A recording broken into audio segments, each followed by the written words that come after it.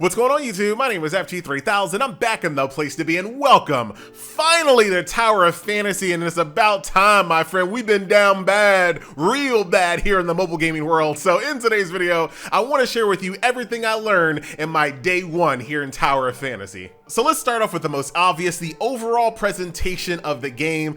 I gotta say, graphically, the game is absolutely stellar looking, especially when you consider that this game is also running on Android and iOS. It's hard to believe that this game looks this good on PC and it's also playable on mobile devices. The texture work, the graphics, how full the world feels. Now, a lot of people have compared this game to Genshin Impact because of course they have, but when I first jumped into this game, at least in the introductory zone, it gave me like some old school WildStar vibes. Like that's the vibe I feel when I'm playing this game. And this world is not just window dressing, which is like the most important part for me. Like it's one thing to have a good looking world, but if there's nothing going on inside the world, like what's the point? Not the case here in Tower of Fantasy. There are a ton of secrets hidden in nooks and crannies, you know, chests and hidden locations, or just good old fashioned like vistas. Like there are certain locations in this game that just look pretty to look at. So I'm very impressed with the overall game world, and the soundtrack surprised me as well. I didn't go into this game expecting to be blown away by the soundtrack, but the soundtrack is surprisingly good. I don't think you're gonna have to turn off music in this game. You know, whether you're walking around like the WildStar-like zone, the snow zone, this fire biome I went to, all of the soundtrack, all of the ambiance that accompanies those zones all fits really well. So much so that I think it enhances the experience when you're in those zones. So the graphics and the soundtrack are absolutely a standout here in Tower of Fantasy, and just like the overall feel of the game, right? Like you guys know, one of my favorite words is janky, right? I love saying janky and stanky, and frankly, a little bit of, you know, but I would not actually assign that word to Tower of Fantasy. I've seen people use that word to describe Tower of Fantasy. I don't feel it. And I play some of the jankiest games that you can play. I do not feel that jank in Tower of Fantasy. Traversing the world, traveling, jumping, climbing, gliding, all of those things feel right and feel optimized here in Tower of Fantasy. So to start your journey in Tower of Fantasy, you have to create a male or female character. Now let's not get it twisted. This is no Black Desert Online character creation tool, not even close. But I was actually pretty impressed with what the game had on offer. I was easily able to make a character I was extremely happy with. You know, you got all the colors of the spectrum. You can adjust height, bust,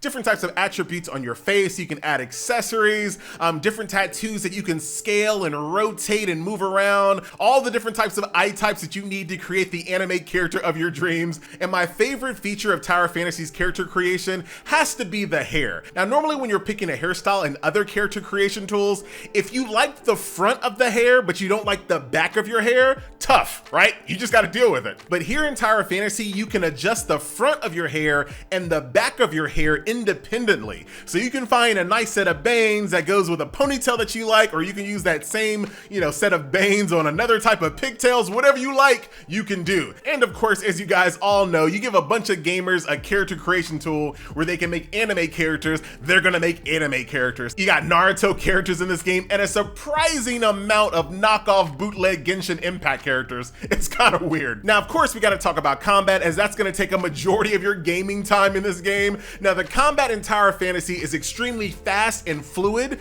Everything that you think you should be able to do in combat, you can do. Whether it's light attacks, heavy attacks, charge ups. One of my favorite things to do is to knock up the enemy in the air, do a few air juggles, jump up next to the enemy, do a few more attacks, and then drill them down to the ground. It's extremely satisfying. And on the defensive side, you have dashes and what is becoming a staple in action games, basically a bullet time. If you dodge right before your enemy attacks, you can trigger a bullet time, slowing down time around you, which will allow you to do a ton of damage and allow you to activate some of your weapon switch specials, which is an extremely important aspect of the game. So important that they made the timing on activating this bullet time extremely generous. You're not gonna have to worry if you're not really good at trying to like parry in other games. The timing is not that tight because activating this bullet time is so important when it comes to charging up your weapons. They couldn't make it too gamer mode, thankfully. Now that is a perfect segue to weapons. Now this is where this game differentiates itself from Genshin Impact combat. So in Genshin Impact, you, the player, control 3 heroes. But here in Tower of Fantasy, you only control 1 hero, but that 1 hero can have 3 weapons and 2 relics. So your minute-to-minute combat flow involves you switching between 3 weapons, trying to maximize your damage, taking advantage of elemental mismatches, making sure that you time your dodges, charging up your weapons, and then switching to the weapons that are charged up, activating switch charge special attacks, and then sprinkling in a few relics as well. Dude, right now, I have these mecha arms that I can summon, and it's just as amazing as you think it is. Cooldown's a little long though. Well, dang, FG, everything's sounding pretty good. Slow down. So I do have a couple of beefs with the combat in this game. So number one, I do feel like some of the enemies that I've come across are a little too tanky. Now there's nothing wrong with enemies being tanky. There's nothing wrong with enemies having a lot of HP. The problem for me arises is when you have an enemy that has a lot of HP, but they don't really have interesting attack patterns, the combat can feel a little tedious at that point, where you're just beating this enemy up. They won't die because they have a ton of HP, but they're also not doing anything really interesting to challenge you. The combat can kind of drag on and be a little tedious. It's not every enemy, but there are some elite enemies that I think just have too much HP for what they don't do in combat. And then my biggest beef with combat, at least based on the 3 or 4 weapons that I've unlocked thus far out of the dozen that are available, I don't feel the feeling of impact the way I want it to feel, right? I don't feel that weightiness, that meatiness. Not so much that it's a deal breaker, but it's enough for me to notice that my attacks just feel a little too light for FG. I hope that it's not too late for them to add just a little bit more feeling of impact to the weapons to make those big screen filling ultimates and big screen filling attacks just feel a little bit more satisfying than they do right now. So circling back to the main differentiating factor between Genshin Impact combat and Tower of Fantasy combat, once again, Tower of Fantasy, you control 1 main character that you can freely swap between 3 weapons with. So now I'm gonna answer the question that ain't nobody asked me. FG, how does the gacha work? All right, so Tower of Fantasy is a weapons-based gacha. However, some of those higher tier weapons also have characters attached to those weapons. Now, the very next question has got to be FG. What is the point in having characters in the gacha in a game like Tower of Fantasy where you only control 1 character at a time? So the characters you get out of the gacha can be equipped to your main hero to provide passive stats. They can also act as cosmetics. You can freely switch your look to look like those characters at any time you want to, or you cannot. So if you spent an hour and a half solid crafting the perfect female protagonist that you think looks dang good in her bootleg Tifa outfit, and she do, you never have to change that look ever. Also, a really cool byproduct of this system, let's say you're the type of player out there that only plays male characters, couldn't be me, but let's say you only play male characters, and an upcoming gacha banner has this weapon that features a female character. You don't have to worry about changing your look to take advantage of this new weapon. You can gacha for that brand new weapon that has a female attached to it, no big deal. Get that weapon, equip it on your main husbando, and never have to worry about changing your look. I really like this system. So now let's talk about the story, because believe it or not, I was paying attention a little bit. It's anime story, all right? It's anime story TM. You've definitely seen tropes like this before.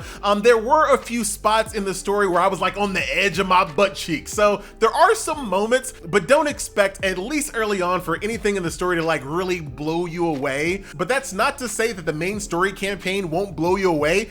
It's actually the complete opposite. Like, this intro, like, literally throws all the things at you. Like, at one point, I'm riding downhill in a hoverboard. The next thing you know, I'm flying through rings like Sonic the Hedgehog. I'm manning this air turret, and I'm shooting down battleships. I'm getting jetpacks. I'm riding around on a Tron bike. I'm joining this combat tournament. Like, there's so many things that this story just throws at you. It literally throws all the things at you, and so far, they've all landed. Like, I've had a blast running through the main story. And in addition to the main story, you also have these character side stories, which introduce you to the characters that you're later gonna get out of the gacha, hopefully. Now these side stories kind of put you in the life of those characters as you learn their backgrounds, their motivations, some of their relationships, and then after learning a little bit about the character, the game gives you control of those characters, which I think is a fantastic way, and letting you kind of try out some characters that you might later want to drop a couple of hundos in the gacha shop. You know what I'm talking about? You know what I'm talking about. And then of course, outside your main and side stories, you have your traditional dailies and weeklies, and this is where this game being a shared world where you actually have other players walking around